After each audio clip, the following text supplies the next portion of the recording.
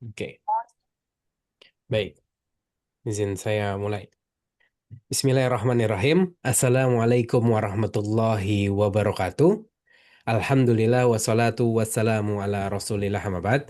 Puji serta syukur kita ucapkan kepada Allah Subhanahu wa taala yang telah memberikan kita nikmat, taufik serta kesehatan sehingga kita bisa berkumpul kembali ya teman-teman Safikers semuanya di The Art of Muamalah. Salawat serta salam selalu tercurah kepada Nabi kita Nabi Muhammad Sallallahu Alaihi Wasallam, kepada para sahabat, istri-istri beliau dan insya Allah kita yang selalu menjalankan sunnahnya sampai hari kiamat. Baik teman-teman Syafiker semuanya, setelah tertunda ya kita libur Lebaran. Terus juga setelah banyak yang mudik dan lain sebagainya, kita baru bisa melanjutkan kembali The Art of Muamalah pertemuan yang kelima ini. Dan saya, Bang Jan, mewakili teman-teman Syafiq Indonesia mengucapkan Selamat Hari Raya Idul Fitri 1447 Hijriah. Taqabbalallahu minna wa minkum. Semoga Allah Subhanahu wa taala memberikan dan menerima semua amalan ibadah kita pada bulan Ramadan kemarin dan Allah berikan kesempatan kita untuk bertemu di Ramadan tahun depan. Baik, teman-teman Safiker semuanya di pertemuan yang kelima ini, kalau misalkan pertemuan sebelumnya kita membahas topik barang haram yang diperjualbelikan, di pertemuan yang kelima ini kita membahas hukum menjual kotoran hewan. Ya, jadi silahkan untuk dimaksimalkan karena ini sudah masuk ke pertemuan yang kelima karena The Art of Muamalah ini cuma sampai ke pertemuan ke-6 nih teman-teman Safikar semuanya. Dan seperti biasa The Art of Muamalah ini dibagi menjadi dua sesi. Di sesi 1 jam pertama Ustadz akan memberikan nasihat, membedah kitab Bughyatul Muqtasid dari jilid 12 sampai jilid 15. Jadi silakan untuk teman-teman Safikers yang mempunyai kitabnya silakan dibuka ya. Dan di sesi kedua 30 menit terakhir kita akan ada diskusi dan tanya jawab dan diusahakan untuk teman-teman Safikers semuanya bertanya atau berdiskusi yang sesuai tema pada malam hari ini ya. Jadi dimaksimalkan dulu untuk yang sesuai tema. Dan tentunya kita masih menyiapkan hadiah ya untuk teman-teman Safikar semua yang bisa menjawab pertanyaan nantinya di akhir sesi dari Ustadz ya, pertanyaan dari Ustadz. Dan pertanyaan terbaik buat teman-teman yang tentunya berdiskusi dengan pertanyaan-pertanyaan terbaiknya. Jadi jangan lupa untuk dicatat faedah-faedahnya dan boleh berbagi di sosial media. Jangan lupa untuk tag ke syafiq.id. Dan infokan untuk teman-teman di luar sana bahwa The Art of Muamalah ini acaranya atau kajiannya gratis. Baik, Alhamdulillah karena Ustadz juga sudah hadir di Zoom kita pada malam hari ini. Langsung saja kita mulai The Art of Muamalah pertemuan yang kelima, hukum menjual kotoran hewan kepada Ustadz Muhammad Abu Rifai. Dipersilahkan. Silakan Ustadz. Baik, bismillahirrahmanirrahim. Assalamualaikum warahmatullahi wabarakatuh. Alhamdulillah, wassalatu wassalamu ala rasulillah, wala hawla wala quwata illa billah. Allahumma alimna ma yanfa'una wanfa'na bima 'allamtana wa zidna ilma. Allahumma arinal haqqa haqqan warzuqna tiba'ah wa arinal batila batilan warzuqna ijtinabah. Rekan-rekan sekalian yang semoga selalu dirahmati dan diberkahi oleh Allah Azza wa Jalla. Kita bersyukur kepada Allah karena di kesempatan malam hari ini kita masih bisa bersua kembali di dalam program The Art of Muamalah. Semoga waktu kita sekitar 60 atau 90 menit ke depan ini menjadi investasi yang menghasilkan return, keuntungan buat kita di hari kiamat kelak. Karena ketahuilah yang namanya investasi itu tidak melulu dengan harta gitu ya. Tapi bagi kita yang mungkin belum memiliki kelebihan dari sisi harta, kita tetap bisa berinvestasi dengan cara meluangkan waktu kita untuk melakukan ketaatan-ketaatan kepada Allah Azza wa Jalla. Dan bagi seorang manusia, dia punya usia itu adalah capital gitu ya. Jadi capital itu tidak melulu bentuknya harta. Walaupun dalam konteks investasi, dalam konteks bisnis ya, seringkali orang membatasi capital itu dengan yang namanya harta. Tapi usia yang kita punya saat ini, yang kita investasikan 60-90 menit ke depan, itulah yang nanti juga akan kita panen hasilnya pada hari kiamat kelak. Makanya dunia ini adalah tempat untuk menanam, tempat untuk invest, returnnya, kenikmatannya, kapan kita panen pada hari kiamat kelak. Maka bersyukurlah Bapak dan Ibu, rekan-rekan sekalian yang masih diberikan modal untuk melakukan investasi akhirat dan kita belajar menghilangkan kebodohan yang ada pada diri kita, atau bisa jadi kita sudah pernah belajar tapi kita uh, mengulang kembali apa yang sudah kita pernah pelajari. Semoga Allah menerima gitu ya investasi yang kita lakukan pada kesempatan malam hari ini. Jadi jangan dianggap kegiatan ini sebagai beban gitu ya. Jangan dianggap ini sebagai hal yang mungkin dirasa tidak ada faidah gitu, dan tidak usah putus asa atau tidak usah ngerasa tidak bersemangat karena mungkin uh, ada faktor-faktor yang kita anggap mengurangi semangat, tapi kita sedang bertransaksi dengan Allah Azza wa Jalla, dan ya investornya kita sendiri untuk kepentingan dan kemaslahatan kita sendiri. Itu ya. Ya semoga ini menjadi sesuatu yang menguntungkan kita, kalaupun tidak di dunia gitu ya, tapi di akhirat kelak insya Allah akan datangkan kebaikan. Baik, kita akan lanjut di kesempatan ini terkait dengan apa namanya, barang yang haram untuk diperjualbelikan. Salah satunya adalah kotoran hewan. Baik, kita akan lihat di sini perkataan dari Ibn Rushdi mengenai status dari barang najis gitu ya. Di sini disebutkan fajaza bai'uhu kal asya'i tahira al-ain wa qad taqaddama aidan. Jadi ada apa namanya, dalil yang dipakai mengenai kebolehan terkait dengan transaksi-transaksi benda-benda itu. Yang pertama adalah terkait dengan suci atau tidaknya uh, barang itu. Kemarin kita terakhir di halaman berapa ya? 6681 ya.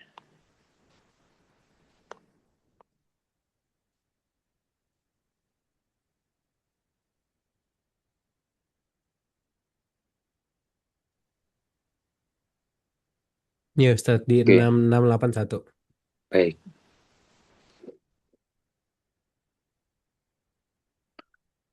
Di sini ya.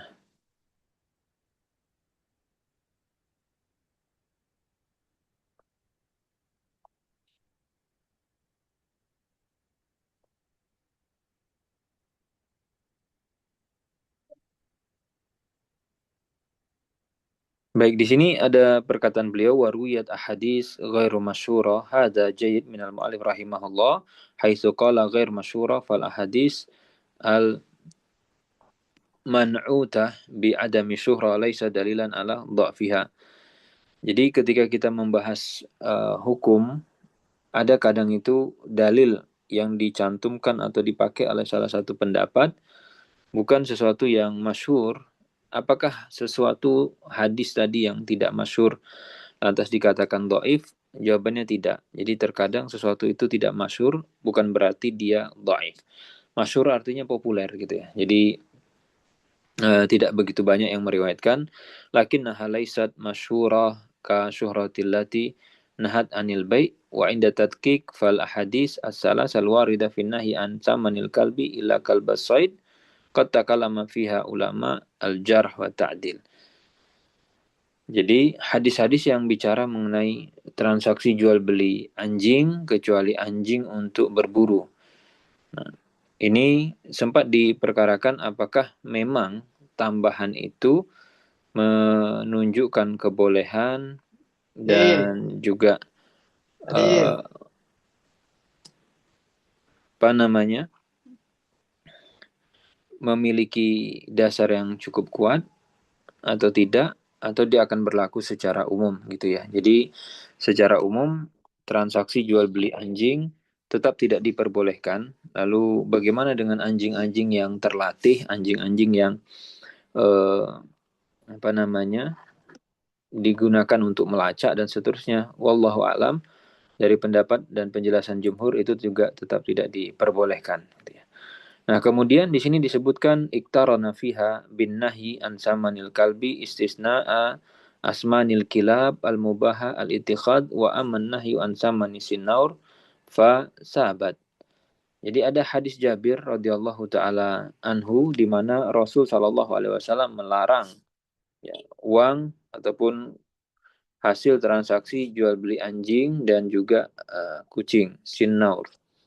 Ini di sini ada footnote ataupun catatan.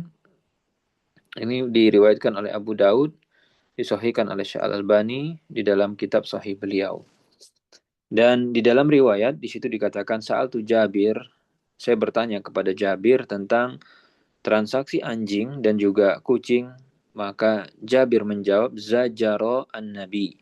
Nabi mengecam, Nabi mencela transaksi atau perbuatan tersebut. Zajara an akhdhi samanil kalbi wasinaur. Jadi kalau kita tidak boleh untuk mengambil gitu ya, mendapatkan upah dari praktik tersebut artinya ini diharamkan. Jadi kalau bahasanya kan di situ saman ya, yang dilarang itu adalah uangnya. Sedangkan uang itu kalau di dalam konteksnya muamalah, apalagi yang sifatnya tadi dua arah, komersil, tentu dia akan bergerak jika A sebagai penjual, dari mana si A mendapatkan uang, tentu dari si B, karena B sebagai pembeli. Dan uangnya si B mau bergerak ke A, itu pasti ada barternya. Jadi syariat ataupun dalam bahasa hadis itu dikatakan Rasul melarang saman, Rasul melarang uangnya. Nah, bergeraknya uang B ke A, itu pasti ada kompensasi, ada imbalan, ada yang diberikan oleh A kepada si B. Nah, ini harus sesuatu yang halal. Makanya kenapa ketika si A memberikan sesuatu yang haram, bergeraknya uang B ke A itu dipermasalahkan. Contoh apa? Misalkan jasa berzina. Ini nggak boleh. Dan kenapa jadi uang haram? Karena si A tidak memberikan kompensasi apapun untuk si B. Artinya uang B bergerak ke A itu tidak ada imbalannya, tidak ada lawannya, tidak ada kompensasinya. Atau tadi misalkan si A memberikan objek yang dilarang seperti anjing. Nah, ini juga benda yang tidak diperbolehkan secara syariat dan tidak ada nilainya. Jadi dengan kata lain, uang bergerak dari B ke A, sedangkan A tidak memberikan apapun. Walaupun mungkin secara kajian ekonomi ya, kalau secara tinjauan dunianya ya tentu zina itu ada nilainya, anjing itu ada nilainya. Tapi kalau dari sudut pandang syariat, apa yang diberikan, apa yang diserahkan oleh A itu tidak tidak berhak untuk dinilai gitu. RP-nya RP 0. Makanya nanti dia tidak berhak ngambil uangnya si B dan itu jadi uang haram. Makanya kalau dilihat dari bahasa-bahasa hadisnya itu adalah Rasul melarang gitu ya uh, uang dari itu tadi gitu. 81 tadi. 82.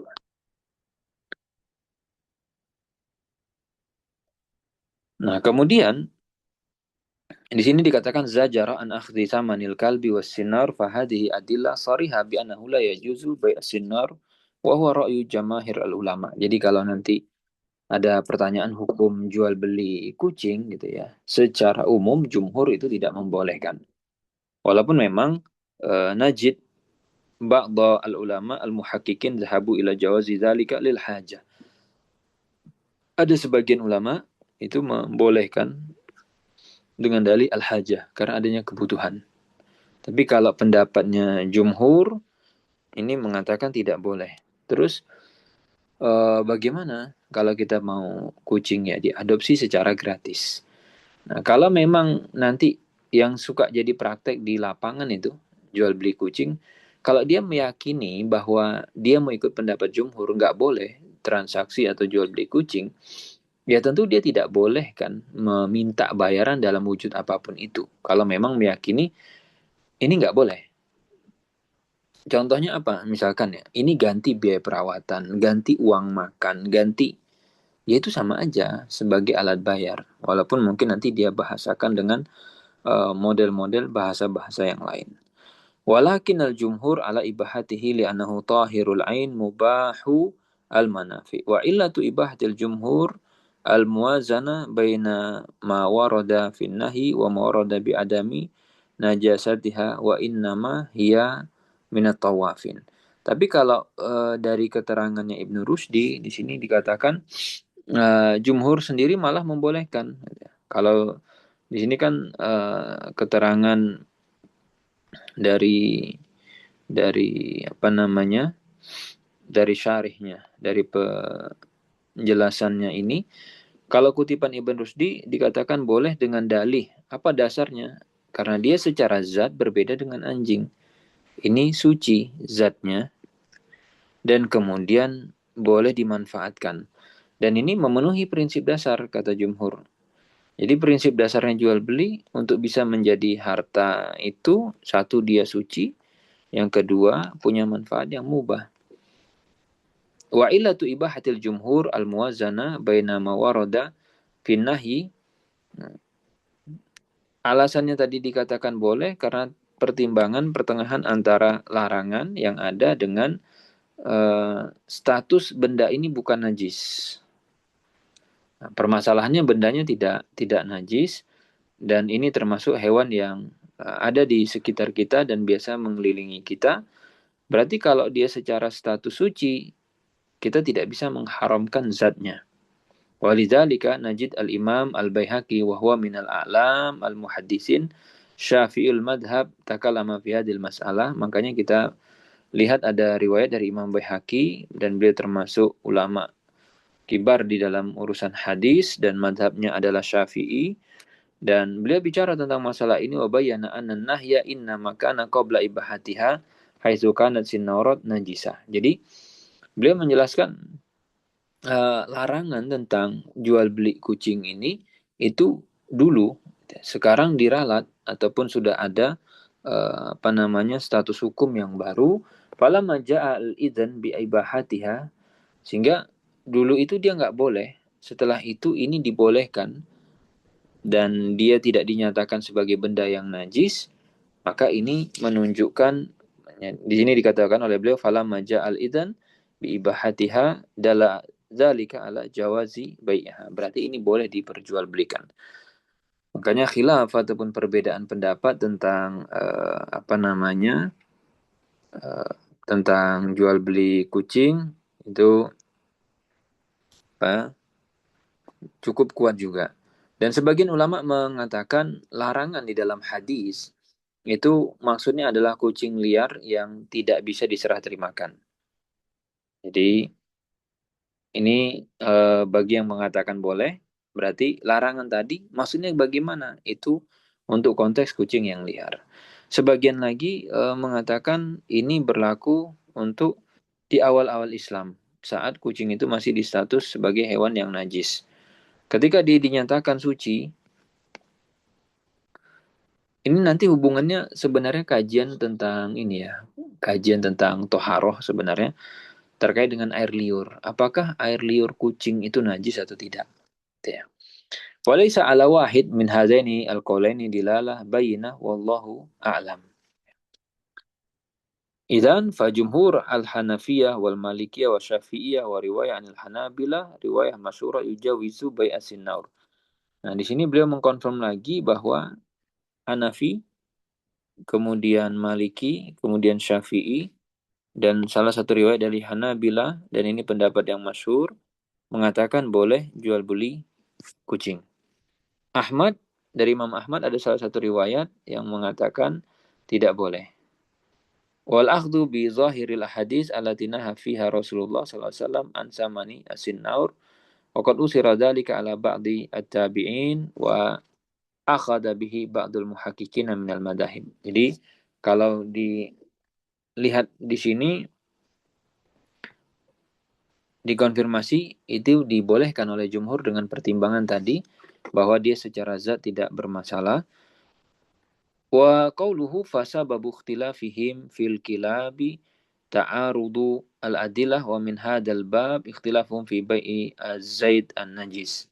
Nah, kemudian kenapa tadi untuk anjing tadi yang dikatakan illa kalbasoid gitu ya, kecuali uh, anjing yang dipakai untuk berburu.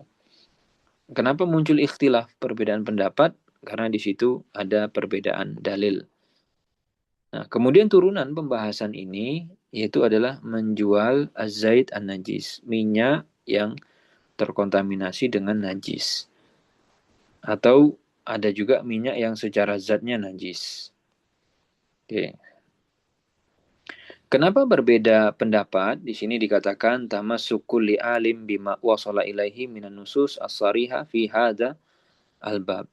Jadi setiap ulama mereka berpegang dengan dalil yang sampai kepada mereka dari dalil-dalil yang tegas terkait bab ini. Wahada akbar syahid ala annahum waqafuna inda dalil rahimahumullah jami'an.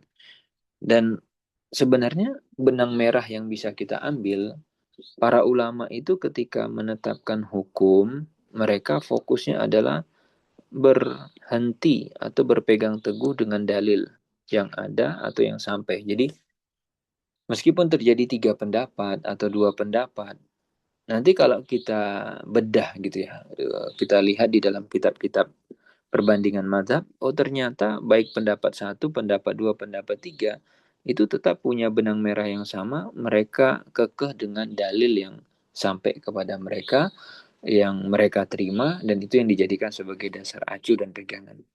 Suma adal mu'alif rahimahullah ila mas'alah zaid an-najis al-mukhtalaf fihi bai'uhu wa misluhu kama marra syuhumul maita falamma su'ila Rasulullah sallallahu alaihi wasallam anha faqala la huwa haram.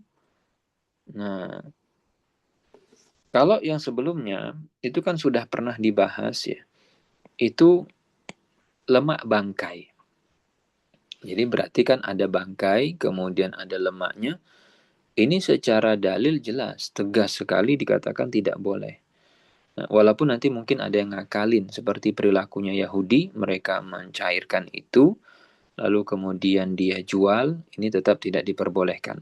Adapun yang diperselisihkan tadi, di sini adalah ikhtalafa al-ulama itu untuk minyak ataupun lemak yang konteksnya tanah jasad, terkena najis. Artinya khalatatha najasatun faghalabat 'alaiha fa asbahat najisa fi jawazi bai'iha lil intifa' biha. Bisa nggak itu diperjualbelikan untuk dimanfaatkan?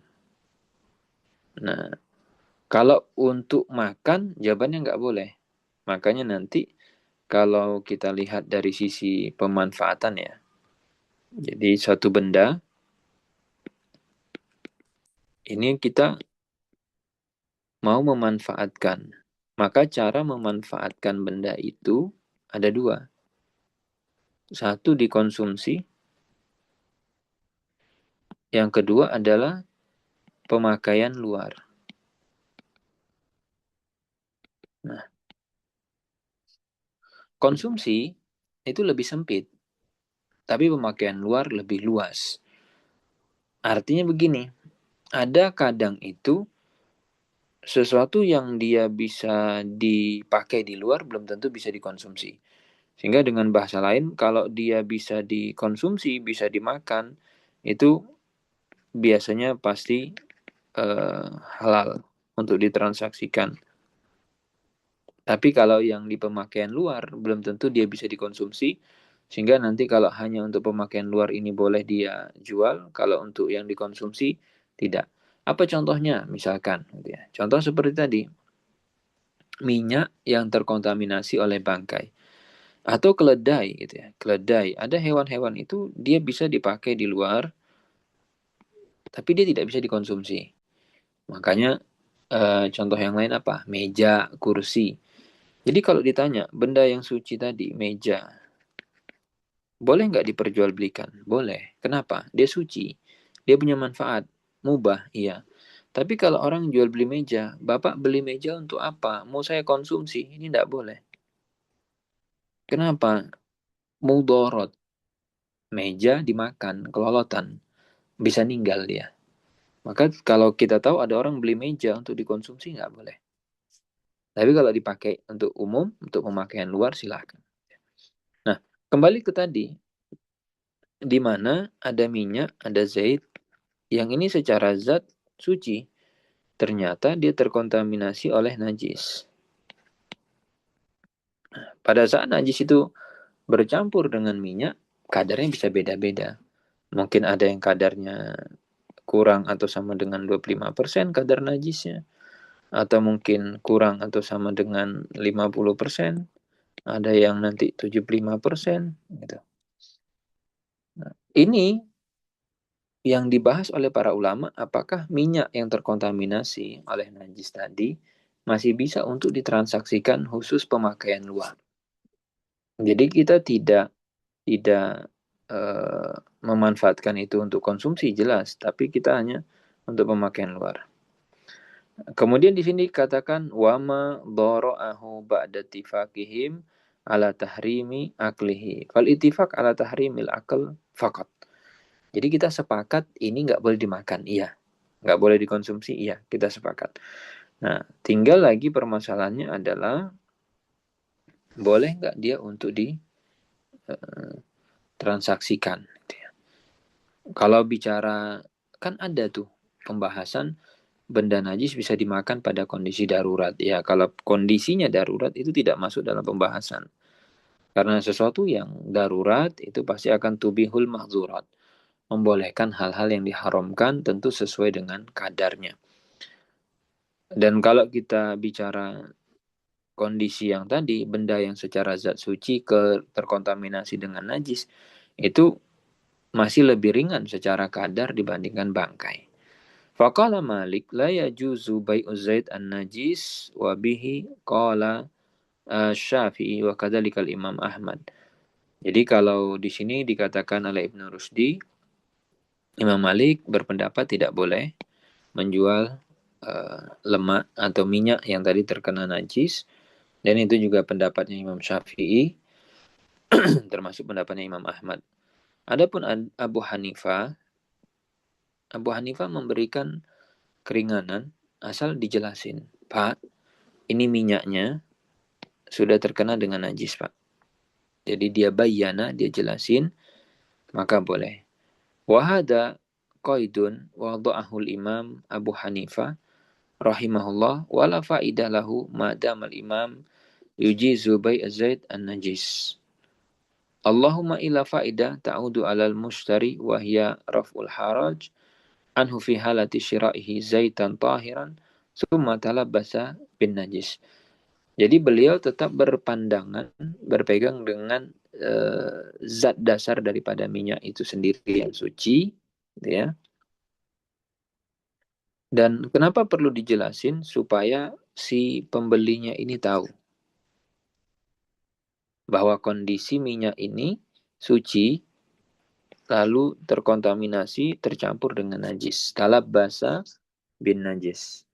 Wa yajibu alal bai, kewajiban penjual itu menjelaskan bahwa ini adalah barang suci yang tercampur najis, maka dia nggak boleh mix. Kalau memang ini dia sudah terkontaminasi, dipisahin. Wa illa waqa'al itsm 'alal ba'i li adami bayanihi. Dan seorang penjual dia bisa terkena dosa pada saat dia tidak menjelaskan cacat pada barang. Karena ini dianggap barang cacat. Kenapa barangnya cacat? Iya, tercampur atau terkontaminasi dengan benda-benda lain. Wa inna bihaqil bil mushtari darar bi wa in lahiqa bil mushtari darar bisababil akal minhu fal isam alal ba'i. Bahkan kalau misalnya penjual tidak menjelaskan dan ini menimbulkan mudarat bagi si pembeli gara-gara dimakan oleh dia, maka berdosa. Nah, ini jadi jangan dikira kalau kita sebagai penjual dan kita tidak amanah lantas kita selamat dari dosa. Nggak bisa dia mengatakan, loh kan saya nggak salah. Yang makan kan kamu, yang kena penyakit kamu, kenapa saya ikut berdosa? Iya kamu berdosa karena nggak jelasin kalau ini benda sudah terkontaminasi dengan zat lain. Wabihi qala Ibnu Wahbin min ashabihi Malik wa hujjatu man harramahu hadis Jabir al-Mutaqaddim. Dan ini juga pendapat dari Ibn Wahbin dari ulama Malikiyah, dasarnya kenapa mereka mengharamkan itu hadisnya Jabir. Akan tetapi kalau kita rujuk kepada hadisnya Jabir, di situ tidak menyebutkan tentang lemak, tapi konteksnya adalah syaham, lemak yang walaupun memang semakna ya dengan minyak. Minyak itu kan bentuk lain dari lemak yang encer ataupun cair. Sedangkan syaham itu memang dia identiknya dari hewan dan sebagiannya posisinya itu kental ataupun dalam posisi keras gitu ya. Nah, cuma nanti perbedaannya eh, yang tadi secara dasar zatnya itu haram ataupun najis, sedangkan ini dia benda yang suci cuma tercampuri. Jadi kalau secara makna itu mirip antara minyak, lemak, gitu ya, apalagi mentega, mungkin secara senyawa beda-beda tipis, mungkin ada beberapa gugus kimia mereka yang mirip. Nah, kemudian kembali kepada hadis tadi, annahu sami'a Rasulullah sallallahu alaihi wasallam amal fathi yaqulu innallaha wa rasulahu harrama al-khamra wal maita wal khinzir. Jadi beliau mendengar Rasul di saat Fathul Mekah itu Allah dan Rasulnya mengharamkan khamar, kemudian bangkai, kemudian babi, dan dalil yang dipakai oleh mereka yang membolehkan tadi annahu idza kana fi syai' aksar min manfaatin wahidah wa hurrima minhu wahidah min tilkal manafi annahu laisa yalzamahu an yuharrima minhu sairal manafi.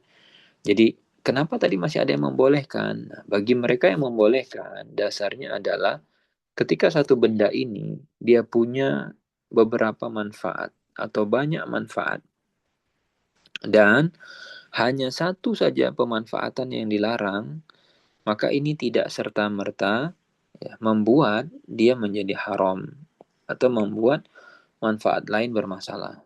Jadi seperti tadi ya, dia nggak boleh tuh dikonsumsi, tapi dia bisa dipakai untuk pemanfaatan luar. Nah, ini tentu sekali lagi konteksnya karena masih ada zatnya itu yang dia suci gitu ya. Kalau semuanya najis, ya sudah, udah case close kita. Kita tidak akan diskusikan lagi karena memang barang najis tidak bisa diperjualbelikan. Faida kana zaid najisan haram 'alal insan an ya'kula lima yatarattab alaihi min ad-darar wa la yajuzu li insanin aidan an yamassahu li annahu najis walakin yajuzu bai'uhu li insan la yamassu wala bal yastafid minhu fil istisbah idan faqad harrama zaid an najis min iddati manafi wa jaza min hadhihi al manfaat. Walaupun memang kalau kita mengkaji ya kitab-kitab yang sifatnya perbandingan mazhab seperti ini, dia akan menemukan pendapat yang menyebutkan bahwa ini ada kok benda yang terkontaminasi dengan najis yang secara zatnya tadi suci itu kan, walaupun nggak bisa lagi dikonsumsi, tapi kita nanti apa namanya bisa gunakan untuk keperluan luar, seperti untuk keperluan penerangan dan seterusnya, maka ini masih memungkinkan. Idan faqad harrama az-zaid an-najis min iddati manafi wa jaza min hadhi al-manfa'ah. Nah, nanti apa contoh lain ya, barang-barang yang terkontaminasi dengan najis. Kalau kita bicara kontaminasi najis terhadap barang, itu sebenarnya secara umum kita bisa mapping ya. Jadi kontaminasi najis terhadap benda yang suci itu yang pertama bisa dipisah. Yang kedua sulit atau tidak bisa dipisah.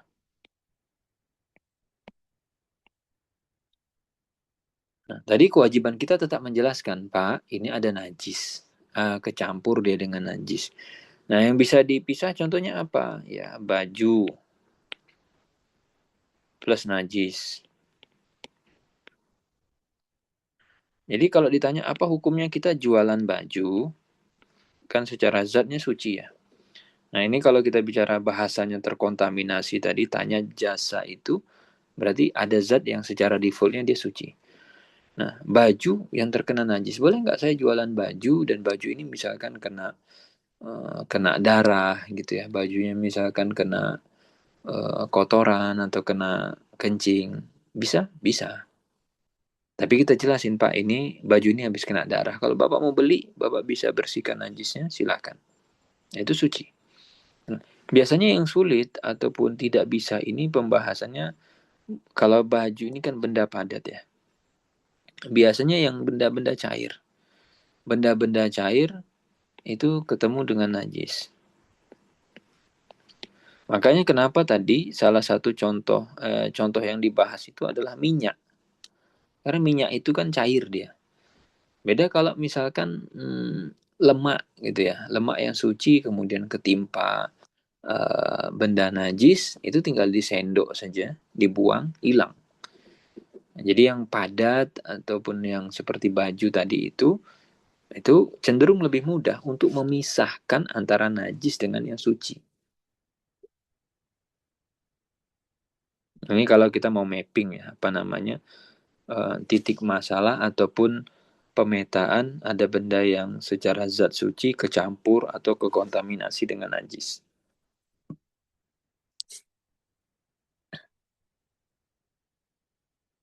Walasiyama, nah di sini dikatakan idza kanat al hajatu ilal manfaah ghairil muharrama kal haja ila al muharrama fa idza kana al aslu hada yakhruju minhu al khamru wal maita wal hinzir wa baqiyat sairul muharramatil akl alal ibaha ani annahu in kana fiha manafi siwal akal fa bi'at lihada jaza. Sehingga ada barang-barang yang untuk memanfaatkannya kita tidak konsumsi. Jadi pemanfaatannya untuk pemanfaatan luar dan itu diperbolehkan. Nah, inna Allah subhanahu wa ta'ala idha harrama syai'an harramahu lima fihi minad darar wa hadad darar qad yakunu aman wa rubbama yakunu dararuhu aksar min naf'ihi wa rubbama yakunu dararuhu awdah wa abyan min naf'ihi. Nah, kalau kita lihat hikmahnya, kenapa Allah itu mengharamkan benda-benda ataupun ada zat-zat yang dilarang, tidak diperbolehkan. Di sini disebutkan karena benda itu mengandung mudarat. Ini keyakinan dasar seorang mukmin. Jadi ketika kita tahu ini nggak boleh, ini haram, maka keyakinan kita yang pertama adalah itu pasti buruk, itu pasti ada mudaratnya. Tinggal apakah mudarat itu ya bersifat umum atau kemudian mudaratnya lebih banyak dari manfaatnya. Jadi kadang itu kalau dari sisi mudarat kan ada sisi manfaatnya. Jadi tidak.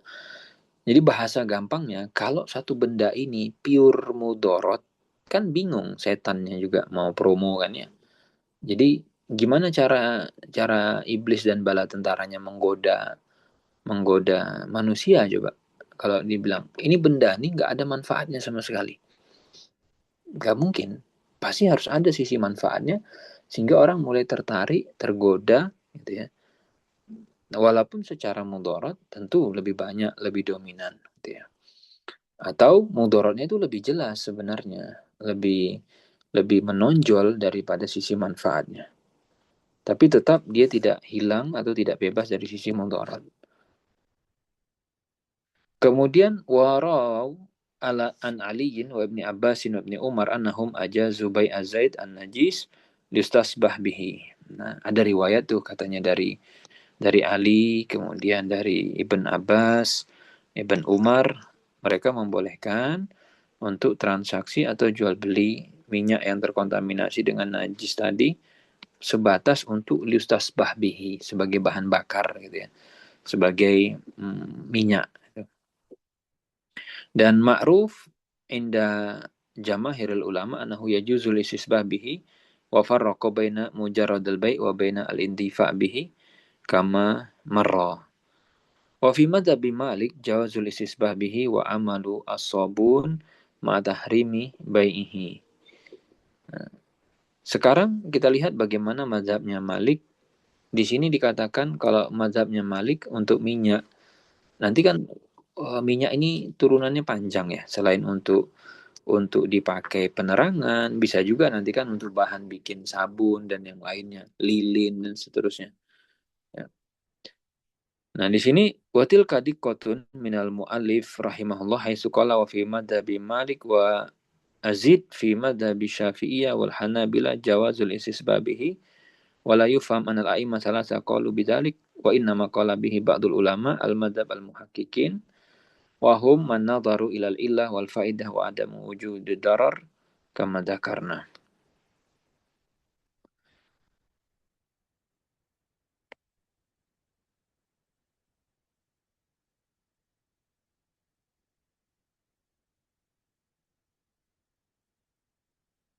Nah, kemudian di sini dicantumkan gitu ya. eh Terkait dengan pendapat yang mengatakan gitu ya, bahwa benda itu dihukumi sebagai najis, itu memang sikap yang lebih hati-hati gitu ya. Jadi kalau misalkan kita punya benda, terutama yang tadi ya, yang cair gitu ya, yang sulit dipisahkan dari najis, yang sulit kita ini, dan kemudian muncul keraguan, maka kembali kepada kaidah umum yang ditetapkan oleh Rasul Shallallahu Alaihi Wasallam, da'ma yaribuka ila mala yaribuk. Tinggalkan perkara yang membuat kita ragu dan kita lakukan hal-hal yang tidak meragukan bagi kita. Jadi ini sebagai kaidah penting gitu ya. Kalau kita bicara tentang hal-hal yang di hati kita tuh kok ada yang ganjel rasanya gitu. Fakulu amrin maskuk yang membuat hati kita tidak enak, membuat hati kita merasa janggal gitu ya. Ya sudah, tinggalkan. Jadi kalau misalkan kita punya barang, kemudian ada benda-benda, tentu kalau kita bicara memisahkan najis ya dari benda yang padat seperti baju, kain atau yang lain itu lebih mudah mungkin dengan dicuci dan seterusnya.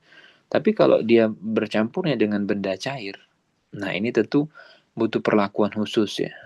Saya nggak tahu ada teknik-teknik khusus untuk memurnikan gitu ya. Oh minyak, bagaimana cara memurnikan minyak ini yang awalnya terkontaminasi dengan najis? Apakah dengan dipanaskan?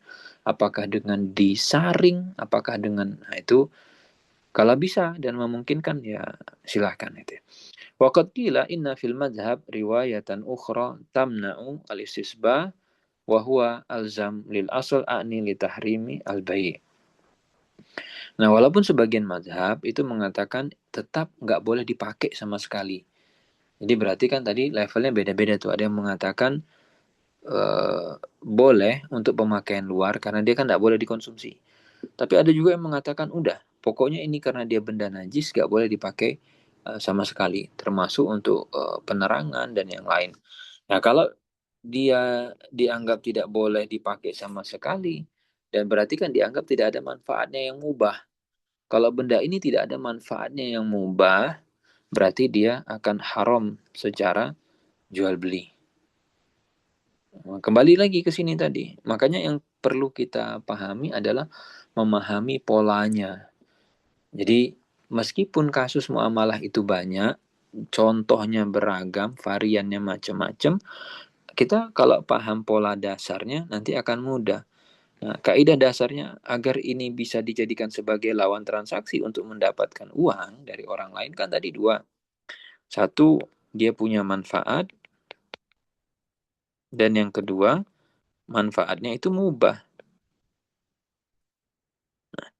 Seperti tadi ada benda, misalkan ya, yang dibahas. Misalkan satu benda ini punya 5 manfaat.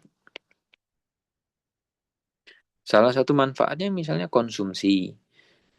Nah, tadi kalau dia najis nggak bisa tuh. Ada manfaat-manfaat lain. Nah, ternyata ada pemanfaatan yang kita bisa pakai untuk di luar. Sedangkan kalau kita ikut salah satu pendapat tadi yang mengatakan benda suci yang terkontaminasi dengan najis itu sudah nol, zero, nggak bisa dimanfaatin lagi. Berarti kan ini poin satunya nggak ada. Oke, ada misalkan dianggap ada, tapi manfaatnya tidak halal misalnya. Nah, sudah. Berarti si A ini sebagai penjual tidak bisa menjadikan itu sebagai dasar untuk mendapatkan uangnya B. Jadi kita tidak membahas, ini posisi diskusinya tidak sedang membahas benda yang sudah sepakat najis ya. Kalau yang sudah sepakat najis, memang secara status nilainya nol. Tidak bisa lagi untuk dimanfaatin. Nah, kemudian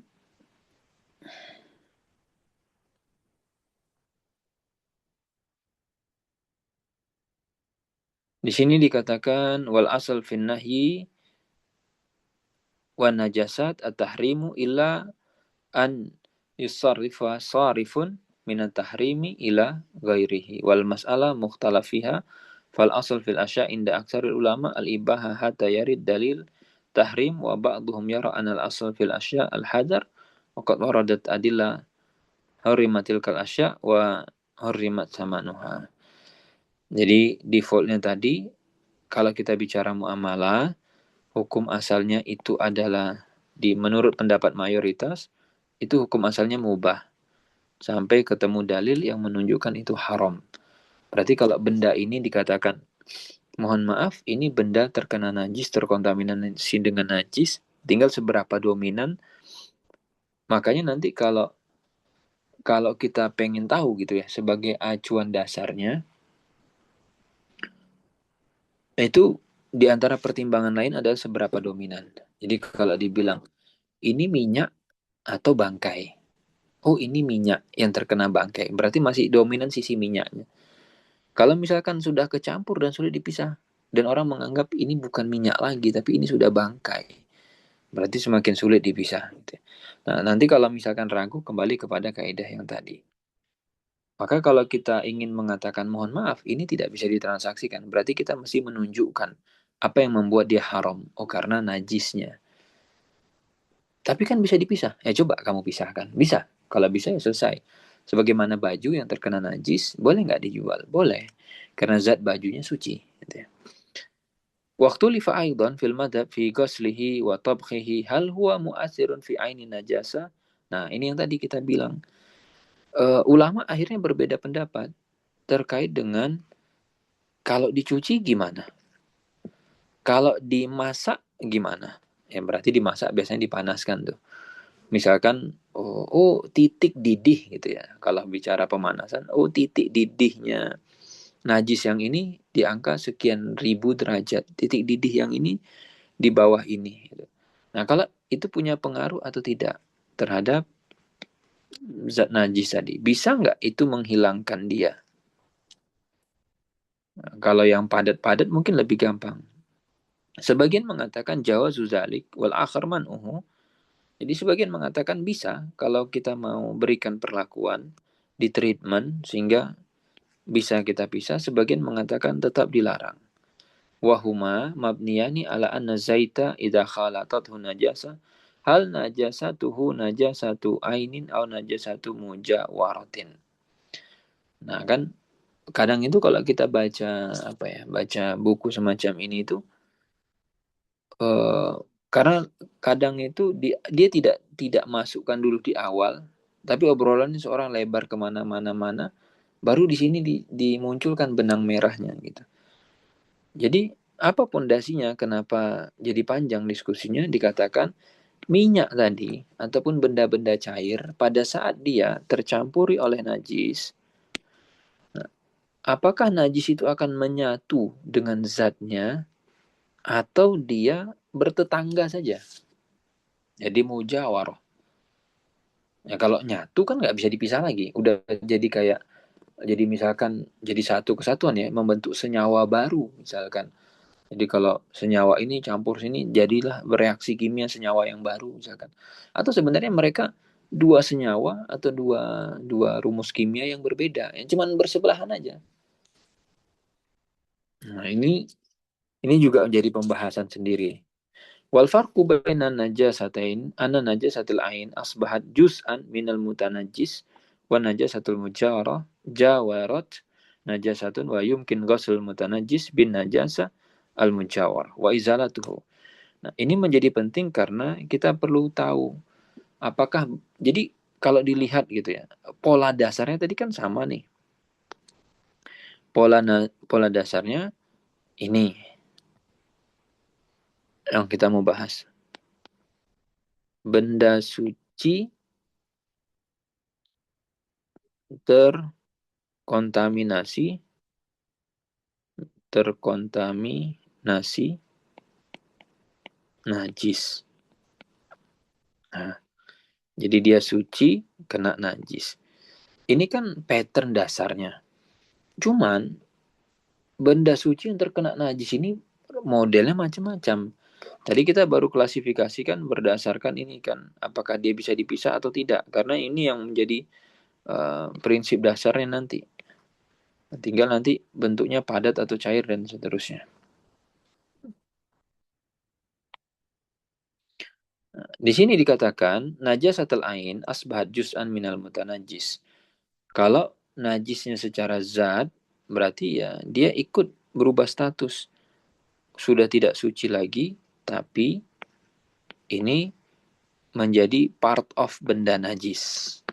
Kita udah nggak pisahan nih, udah jadi satu set gitu. Kalau najasahnya mujawarah tadi, ya dia cuma bertetangga saja, walaupun memang dalam satu wadah gitu ya.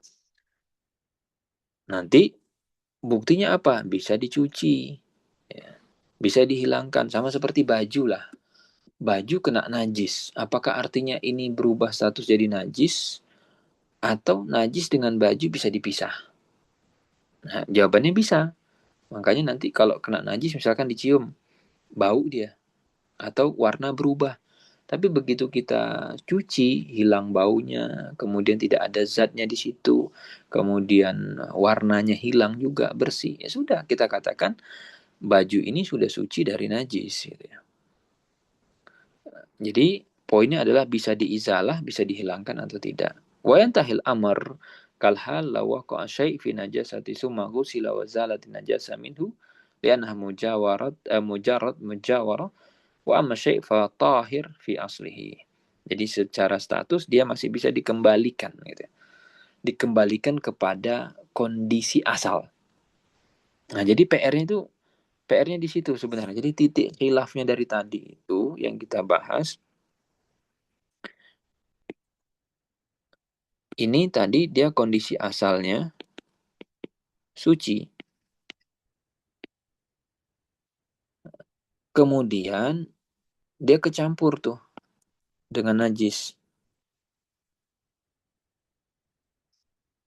Nah, akhirnya muncullah titik kedua. Jadi kena najis.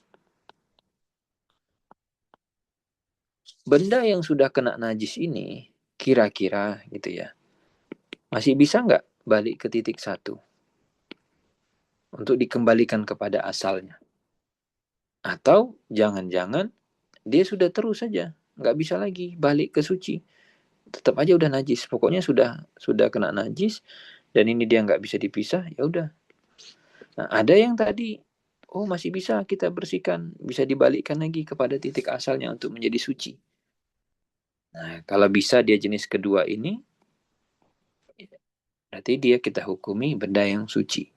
Nah, nanti ada yang titiknya tengah-tengah. Yang kita itu ragu gitu loh. Ini bisa nggak sih? Bisa nggak sih? Nah, itu yang tadi diperdebatkan ataupun didiskusikan mengenai minyak yang terkena atau terkontaminasi dengan najis. Nah, faman ra'ahu najasatan mujawaratin taharahu indal ghasli wa tabakh wa man ra'ahu najasatu ainin lam yutahhirhu inda tabkhi wal ghasl. Nanti muncul perbedaan pendapat. Satu bilang, oh najisnya ini kalau sudah kena dia, wah udah sulit lah, udah nggak bisa. Sudah satu kesatuan, dia jadi senyawa yang baru. Ini menurut pendapat ini. Jadi mau kamu masak pun dipanasin atau dicuci, nggak bisa, udah nggak bisa pokoknya. Nah, tapi kalau sekedar dia bertetangga saja, ya dicuci bisa pisah, lalu dimasak bisa nguap misalnya. Wa min masailihim al-masyhurah fi hadzal bab ikhtilafuhum fi jawazi bai'i labanil adamiyah idza hulliba famalikun wa syafi'i yujawizanihi. Nah, ini nanti kembali lagi ke permasalahan terkait dengan susunya manusia ketika nanti diubah menjadi halib ya. Apakah itu boleh atau tidak? Wa Abu Hanifah la yujawizuhu wa umdatu man ajaza bai'ahu annahu laban ubiha syurbuhu fa ubiha bai'uhu qiyasan ala laban sairil an'am. Wa Abu Hanifah yara tahlilahu innama huwa limakani darurati at-tifl ilaihi wa annahu fil asal muharramun idlahum ibn adam muharram wal asal indahum annal alban tabi ahli luhum. Nah, ini jadi menarik pembahasan tentang susunya manusia. Jadi berarti kan ini ya, apa sih namanya? ASI gitu ya. ASI itu kira-kira suci atau najis. Nah, itu dibahas. Ada yang mengatakan dia itu susu yang sama dan dikiaskan dengan susu yang lain seperti hewan ternak dan seterusnya sehingga secara status halal karena kebutuhan dari si anak si bayi gitu. Walaupun secara hukum asal katanya haram. Coba, gimana caranya kok bisa susunya manusia jadi haram? Karena kaidah yang dipegang, susu itu secara hukum ikut kepada daging. Jadi al-alban, susu itu turunan dari daging. Dagingnya halal enggak? Kalau dagingnya halal, susunya halal. Kalau dagingnya haram, susunya haram. Untuk kaidahnya. Nah, sekarang daging manusia itu kan haram. Boleh nggak makan daging manusia? Nggak boleh. Berarti kalau gitu susunya haram. Nah, terus kenapa kok diminum jadi boleh katanya? Iya, kondisinya darurat katanya. Kalau nggak dibolehin nanti si bayinya nggak bisa minum. Gitu ya. Jadi ini ada kaidah di kalangan. Jadi tolong dicatat ini kaidahnya dari Hanafi ya, mazhab Hanafi yang terkenal gitu ya. Dan itu diterima di mazhabnya mereka bahwa dagingnya manusia itu haram. Wahada amrun ma'ruf laisa indal Hanafiyah wahdahum. Dan ini sebenarnya perkara yang umum ya. Tidak hanya mazhab Hanafi, mazhab-mazhab yang lain mengatakan apa namanya itu juga haram. Cuma nanti katanya khilafnya pada kondisi darurat. Jadi kalau seseorang kondisinya darurat dan kemudian hampir binasa, lalu dia menemukan bangkainya manusia. Jadi bangkai manusia itu bisa nggak dimakan pada kondisi darurat? Ini kondisinya darurat ya, kita nggak mencari-cari, cuman ini kajian secara fikihnya. Fahallahu an yakulaha aula. Fakalamul fuqaha fi ghairil ma'sumi. ma'ruf walakin fil ma'sumi mukhtalaf fihi. Nah, kalau manusianya bukan yang maksum, itu sudah nggak apa-apa. Nah, bagaimana kalau manusianya maksum? Itu ulama beda pendapat. Jadi kembali kepada kaidah tadi, apakah kondisi-kondisi darurat itu tetap bisa diberlakukan gitu ya pada manusia-manusia yang maksum, tapi sebagian mengatakan untuk dagingnya para nabi nggak bisa. Jadi kadang diskusinya para fukoha itu di luar nalar ya, di luar nalar itu mereka sering mendiskusikan atau membahas bahkan kondisi-kondisi yang belum kejadian gitu. Kalau ini gimana? Kalau ini gimana? Kalau nanti begini gimana? Makanya kalau kita menemukan diskusi-diskusi di dalam kitab-kitab yang mutawal semacam ini, kadang kita sampai bingung sendiri ya. Jadi kayak ulama itu tuh bahasnya sudah sampai entah kemana-mana gitu. Jadi karena itu adalah konsekuensi dari kaidah dasar ketika dibilang kondisi darurat, bangkai pun boleh kan begitu. Nah muncullah pertanyaan dari yang kritis-kritis kan, kalau bangkai manusia gimana katanya kan gitu, boleh. Nah ditanya lagi tuh sama orang yang kritis tadi, kalau manusianya nabi gimana kata dia, walaupun nggak kejadian gitu, tapi jawaban bagi mereka-mereka yang kritis-kritis semacam itu, kalau yang kita kan malas mikir kan, ah, udahlah biar aja lah, belum juga kondisi darurat, besok kalau udah kejadian baru kita pikirkan gitu. Nah tapi mereka nggak, udah dipikirkan gitu, sudah dibahas dan itu sudah dijawab. Nah faqalu fi qiyasihim hakadal insan hayawan la yukalah muhu falam yajus bai'u labanihi asluhu labanul khinzir wal atan. Nah, ini hubungannya nanti panjang gitu. Susu manusia itu boleh nggak diperjualbelikan? ASI itu boleh nggak diperjualbelikan? Nah, paham ya? Jadi mereka membangun pondasi berpikirnya tuh dari awal dulu. Ini susu ini zatnya halal nggak? Halal katanya kan? Oke, kalau halal tuh berarti turunan halal tuh adalah bisa diperjualbelikan dan seterusnya. Nah, kalau kita bangun pondasinya itu tidak halal, terus kenapa ke bayi boleh? Darurat kan gitu. Berarti kalau nggak darurat gimana? Boleh nggak dijual? Nah, orang-orang yang mendonorkan ASI, donor ASI, boleh nggak pasang tarif? Ini kalau konteksnya dia nyusuin langsung kan berarti dia jual jasa ya, ya apa namanya, gendongnya misalkan. Kalau misalkan sudah dipompa gitu ya, sudah dipompa kan berarti sudah di dalam cup apa namanya, di dalam kemasan misalkan, dibekukan atau semacamnya. Bisa nggak itu diperjualbelikan itu? Nah arahnya nanti gesernya ke sana tuh. Cuman bangun pondasinya dulu dari sini. Nah, faqalu fi qiyasim hakadzal insan. Jadi karena tadi dibangun bahwa manusia itu ini seperti hewan yang tidak boleh dimakan dagingnya. Berarti konsekuensinya nggak boleh diperjualbelikan susunya.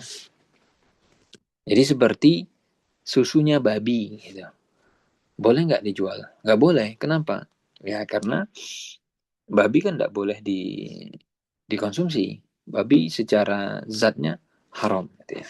Hada huwal asal, lakin yudhaf ilahi kalimah natikun fallah wahabahul akal. Walaupun manusia itu ya berakal gitu ya. Cuman secara tingkatan tentu lebih tinggi dari hewan.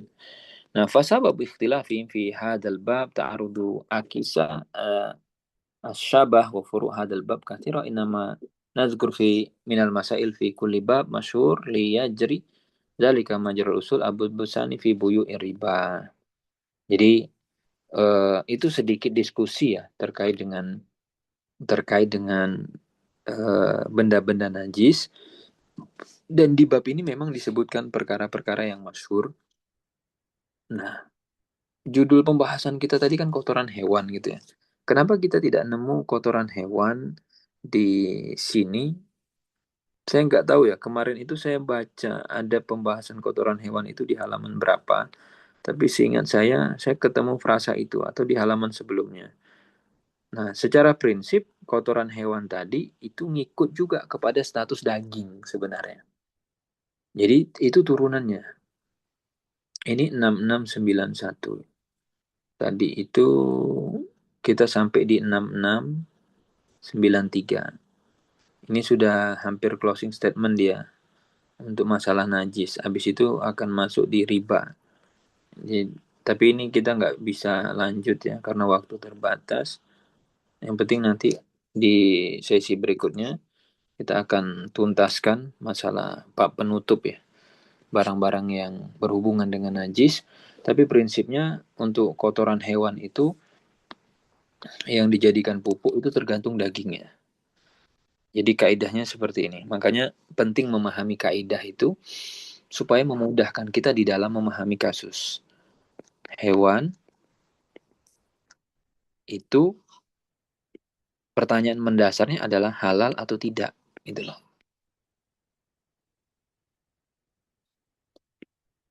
Oh, ini halal. Oh, ini tidak. Maka kalau halal, kotorannya suci. Kalau tidak, maka kotorannya najis. Itu kaidah dasar. Nah, contoh yang tidak halal tadi apa? Babi, gitu ya. Kucing, boleh nggak goreng kucing? Nggak boleh. Wah ini ada menu baru, apa? Kucing goreng, nggak boleh. Nah, kucing nggak boleh dimakan. Nggak bisa digoreng dia. Berarti kotoran kucing najis. Boleh jual kotoran kucing? Nggak boleh. Walaupun yang pelihara kucing banyak stok kotorannya kan ya. Kalau kalau bisa dijual, kaya raya dia jual kotoran kucing katanya. Nah, yang halal apa? Sapi, kambing gitu ya. Suci. Oh, berarti kalau suci boleh dimakan. Nah, ini berarti tidak paham. Dari tadi di awal tidak ngikuti. Tidak semua yang suci boleh dimakan.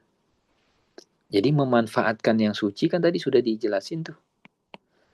Ada yang dia untuk konsumsi, ada yang selain konsumsi. Ya kan? Meja, suci. Ini teko. Teko ini suci nih. Boleh nggak makan teko? Nah, patah gigi kita nanti kelolotan. Jadi ketika dibilang kotoran sapi, kotoran kambing suci, jangan kebayang sama kita, berarti untuk dimakan boleh. Ah, silakan lah kalau mau makan kan gitu ya. Kalau di hadisnya Rasul yang dicontohkan cuman kencingnya unta kan. Nah, jadi nanti kalau umroh atau haji silahkan gitu ya.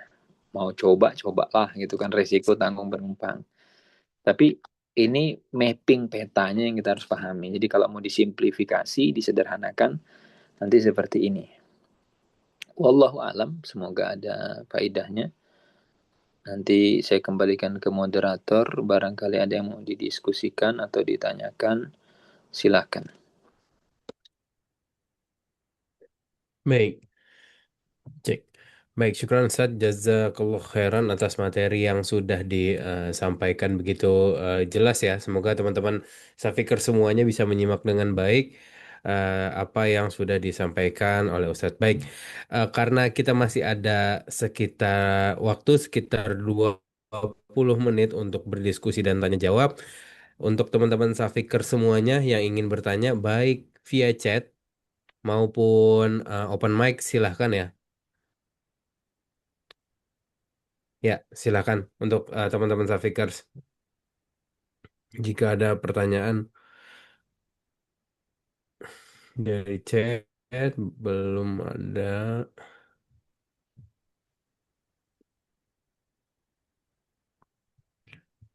Oke.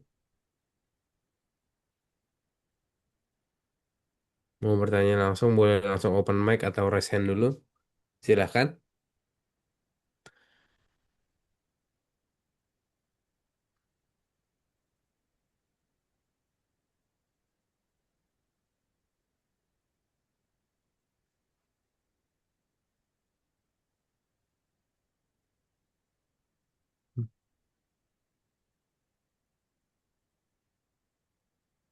Baik, sepertinya belum ada Ustaz, tapi ada pertanyaan titipan, bukan jual beli, tapi berhubungan dengan hewan ya Ustaz.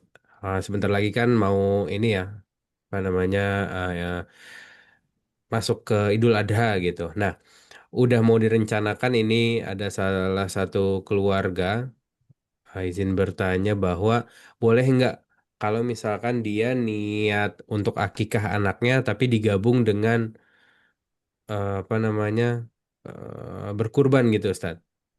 Apakah hal seperti ini dibolehkan? Gimana? Niat akikahnya itu kan ada kambingnya ya, satu atau dua, tapi niatnya sekalian buat berkurban Ustaz. Jadi dipasin gitu waktunya. Akikah sama kurban. Mm-mm. Wallah alam ya, saya nggak tahu apakah bisa satu hewan kemudian diniatkan untuk akikah sama sama kurban. Mm-mm.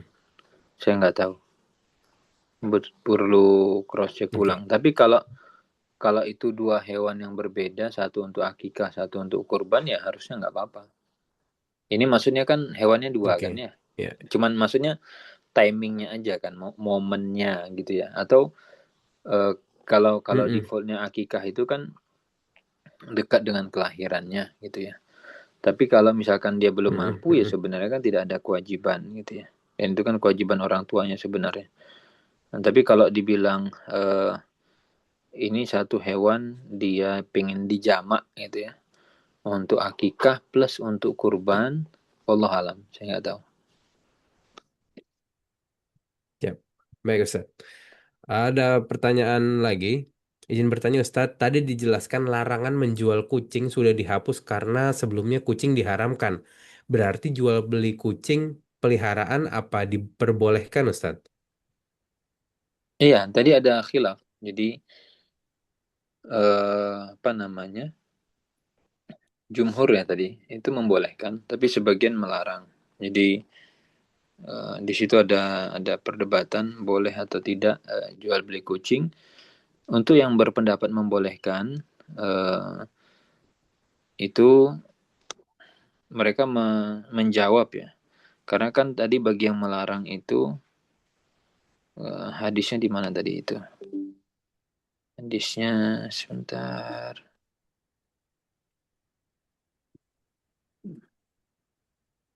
Hmm,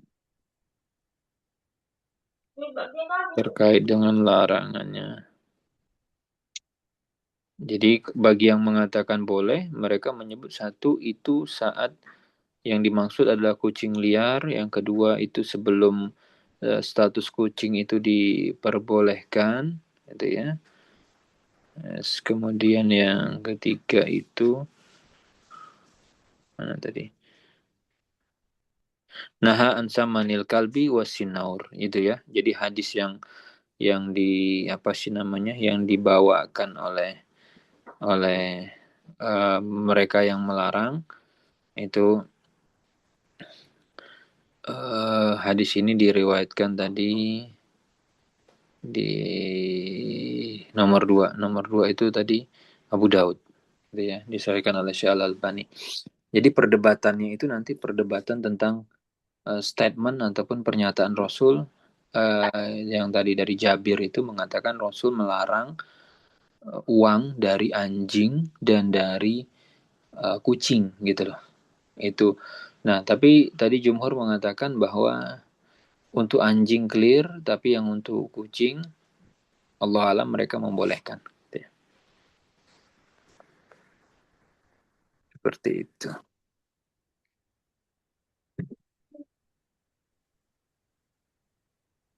Baik. Syukran Ustadz. Ada lagi pertanyaan lain, pertanyaannya dari teman-teman Safikir semuanya?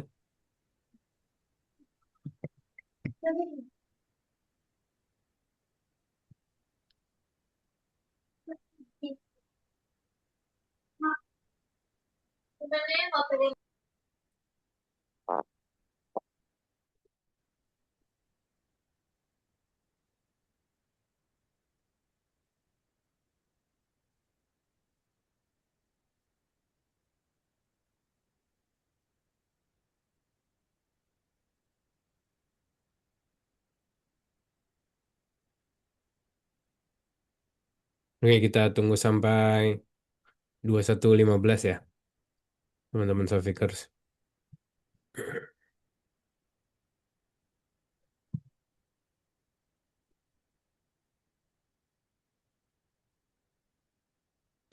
Dari Mas Alfaiz. Mau bertanya langsung atau via chat, Mas? Saya buka mic-nya ya.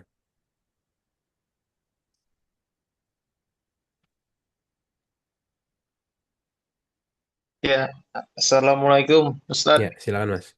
Ah, ah. Imam. Pas kali nih temanya nih dengan usaha yang sedang mau saya jalani nih. Untuk saat ini kan saya ada bergerak di bidang usaha pembuatan pupuk kompos yang bahan bakunya juga dari kotoran sapi. Iya Pak, gimana? Ah, karena saya lihat tadi kan ada kotoran sapi, apakah boleh diperjualbelikan? Tadi kan saya juga udah mendengar ternyata boleh kan gitu kan karena dagingnya tadi halal juga gitu. Iya. Hmm. Ah, jadi kalau itu nanti kotoran sapinya kan kita pergunakan untuk tanaman padi organik gitu. Jadi untuk padinya nanti gimana itu kira-kira? Karena dia kan alami dari kotoran sapi nih pemupukannya. Yang Hasil dipertanyakan apa? Padinya gitu Pak. hasil hasil padinya ataupun hasil berasnya nanti itu.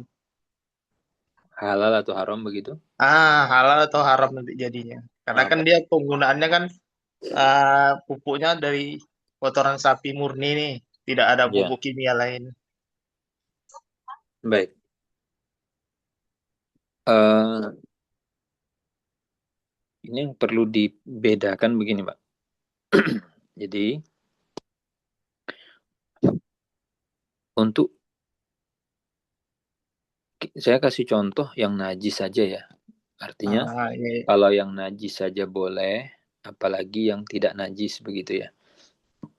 Jadi kalau misalkan kita punya benda najis, langsung saja contoh bendanya apa? Mohon maaf, misalkan tinja, Iya. kotoran manusia, itu kan najis, Pak. Nah, kalau ditanya tinja itu boleh ndak dikonsumsi? Udah pasti ndak boleh. Nah, Iya. jadi kalau najis itu pilihannya kan tiga nih opsinya. Konsumsi, jelas ndak boleh. Kemudian, kalau benda najis itu dijual, juga nggak boleh. Nah, boleh nggak benda najis itu untuk dipakai? Jawabannya boleh, Pak. Maksudnya, untuk pemakaian yang mubah. Misalnya nih, Bapak punya septic tank gitu ya. Nah, sudah penuh ini. Hmm. Ini kita sedot, kemudian nanti tinjanya misalkan Bapak semprotkan ke sawi gitu ya. Iya, iya, iya, palawija. Sawi Bapak semprot pakai tinja, sudah Bapak encerkan tinjanya. Atau tinjanya Bapak pakai untuk durian misalkan. Nggak tahu saya, ini dicoba aja lah gitu kan. Entah hidup lah durian Bapak nanti kan. Kalau mati saya nggak tanggung jawab gitu ya. Intinya Intinya Bapak pakai untuk benda-benda ini ditanya, boleh enggak? Jawabannya boleh. Sehingga kalau nanti duriannya yang Bapak pupuk pakai tinja itu banyak buahnya, apakah buahnya itu menjadi najis? Tidak, Pak. Itu duriannya halal, duriannya suci. Iya, Karena dia iya. sudah berubah. Kecuali nanti gitu ya, itulah hebatnya ciptaan Allah. Kecuali waktu Bapak makan durian kok enggak rasa durian. Tapi rasanya jarang, Pak. Nggak mungkin benda itu, jadi durian itu mau dari manapun dia konsumsi, keluarnya durian, mesti rasa durian dia, Pak. Itu ya. Nggak ada ceritanya durian rasa tinja atau bau tinja itu nggak ada. Secara umum begitu. Nah, kemudian, makanya tadi dibahas oleh para ulama ketika ada najis yang lemak bangkai itu ya, yang di hadis itu. Nah, lemak bangkai tadi, sapi mati misalkan, ada lemak-lemak dia kita pakai untuk lampu ya. Itu dibahas oleh para ulama. Apakah proses kimia dari misalkan cair yang tadi lemaknya sudah diencerkan sehingga jadi minyak itu, proses cair menjadi uap. Kan ketika dia jadi lampu kebakar menguap dia. Apakah uapnya itu juga jadi najis? Nah, jawabannya tidak. Tapi sebagian ulama mengatakan benda cair yang najis ini ketika dia menguap tetap asapnya itu najis. Makanya nanti kalau Bapak temukan pembahasan, kenapa mereka tidak membolehkan lampu itu dipakai di masjid? Karena asap lampu dari minyak najis itu najis katanya. Berarti nanti kita akan mengotori masjid dengan asap yang najis. Tapi Allah alam pendapat yang rojih itu uapnya itu suci, bukan najis. Sudah diproses dia, ada proses gitu. Jadi kalau tadi ditanya bagaimana dengan hasil padi yang Bapak pupuk dengan kotoran sapi? Ya kotoran sapi tadi secara status dia bukan najis, tidak apa-apa. Atau bahkan Bapak mau pupuk padi Bapak dengan tinja pun itu boleh. Yang penting prinsipnya dia bukan diperjualbelikan ya tinjanya, bukan dikonsumsi. Karena untuk pemakaian luar itu boleh. Wallahu a'lam.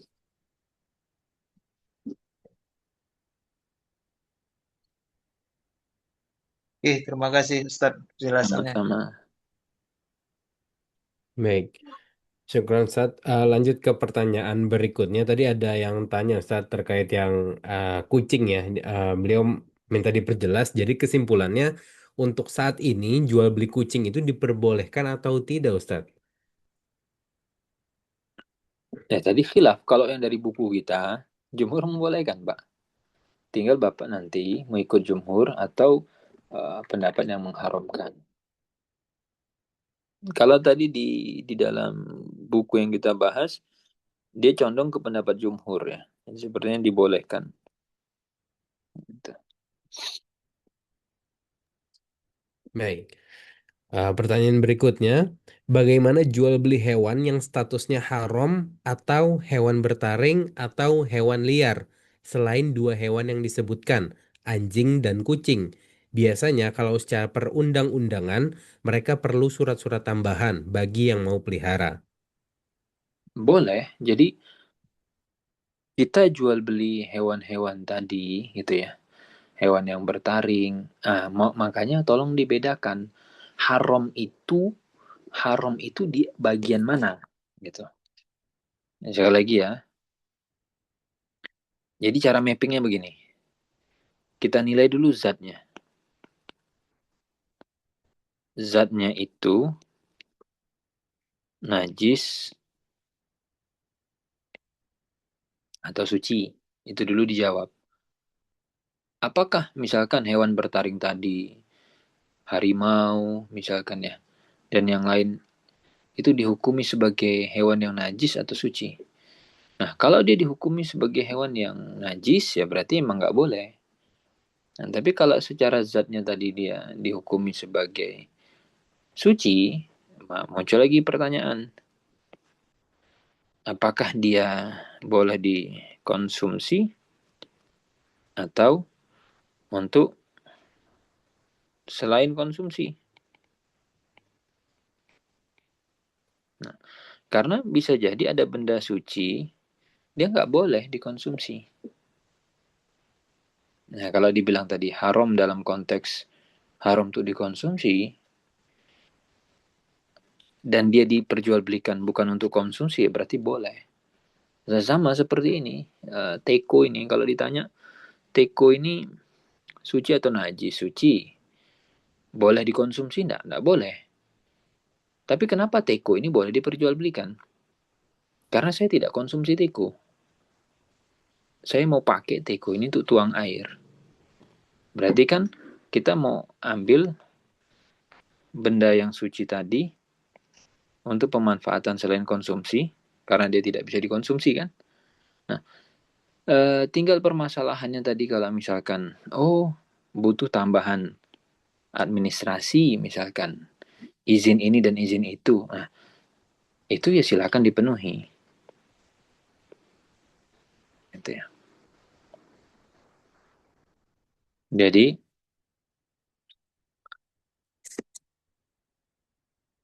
yang penting yang menjadi prinsip adalah apakah dia punya manfaat, bendanya suci, kemudian dia mubah untuk dimanfaatkan. Kalau jawabannya iya, gitu ya. Mau pelihara apa? Mau pelihara singa, pelihara harimau misalkan gitu ya. Nah, ya secara prinsip boleh. Tapi kalau misalkan tadi secara undang-undang memungkinkan, tapi secara syariatnya haram ya jangan gitu. Karena bisa saja kan ada benda-benda yang najis sebenarnya, tapi bisa legal gitu. Makanya nanti kalau bicara perizinan undang-undang itu kan kajiannya legal atau ilegal. Poinnya itu. Tapi kalau bicaranya syariat, halal atau haram. Dua perspektif yang berbeda. Nah, yang paling ideal dan disarankan adalah halal dia secara syariat dan legal gitu ya. Supaya kita tidak bermasalah di akhirat dan aman di dunia. Wallahu alam. Ini cara mappingnya gitu. Cara memetakannya dicek dulu najis atau bukan gitu. Wallahu alam.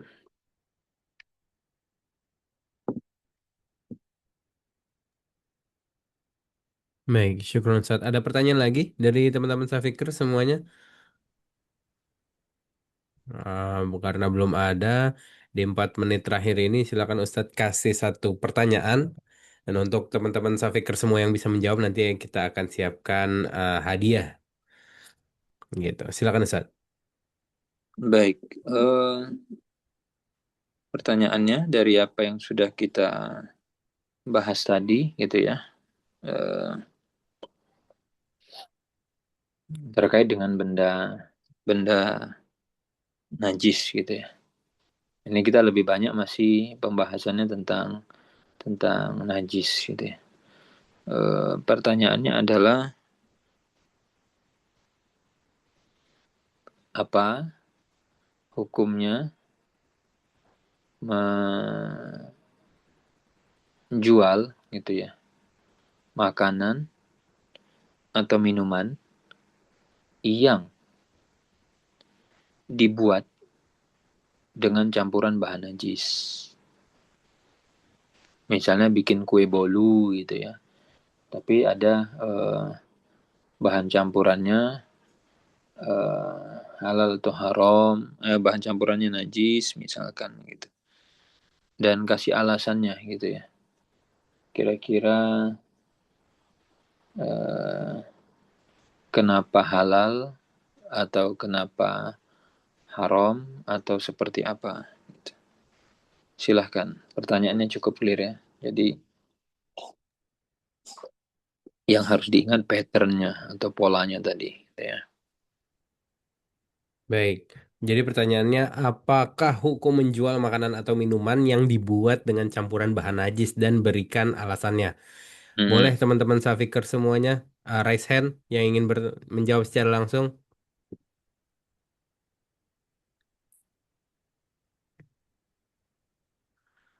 Ini udah ada yang jawab nih di kolom chat. Yang pertama ini Mas Hadi dari Safik Rangers ya. Jadi kita kita coret dulu. Dari Mas Adit, haram karena bercampur najis. Yang kedua Farah Muawizah, haram karena tidak bisa dipisahkan Ustaz. Mana yang lebih tepatnya Ustaz? Yang tidak bisa dipisah. Kalau Baik, bercampur najis itu ada benda-benda bercampur najis bisa dipisah. Nah, jadi itu nanti akan berlaku. Jadi kaidahnya di sini. Jadi tadi pertanyaan tadi itu eh, jawabannya ada di sini. Jadi yang lebih tepat karena dia tidak bisa dipisah.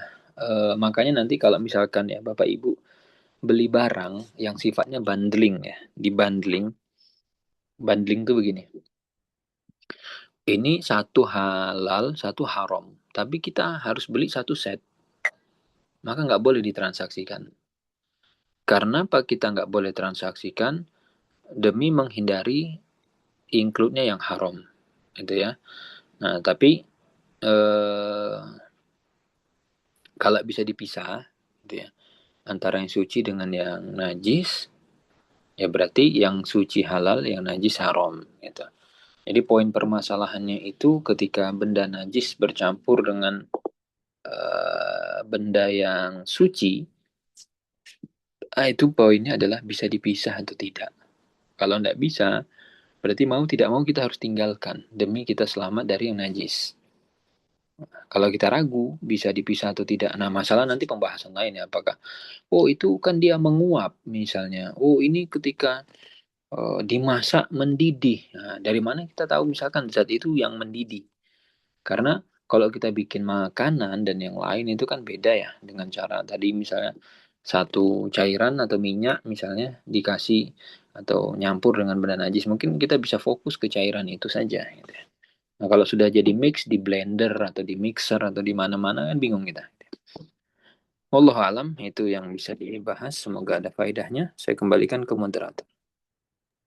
Baik, Ustadz Sukron Jazakallah khairan atas materi dan soal yang sudah dijawab dari teman-teman Safikar semuanya. Untuk pemenang pada malam hari ini, pertanyaan terbaik tadi ada di Bapak Alfaiz ya. Sudah saya japri via Zoom, boleh dikirim nomor e-walletnya. Dan yang bisa menjawab pertanyaan dari Ustadz ada Ibu Farah Muawiza.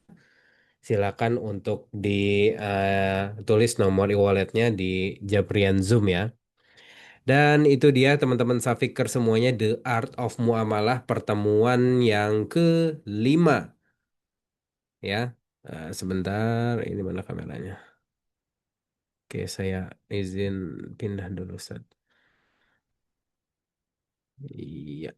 Oke.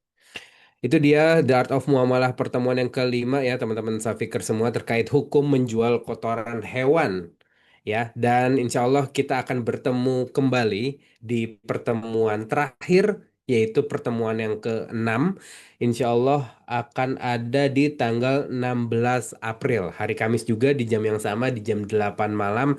Jadi silahkan untuk share ke teman-teman semuanya terkait kita akan ada pertemuan terakhir The Art of Muamalah.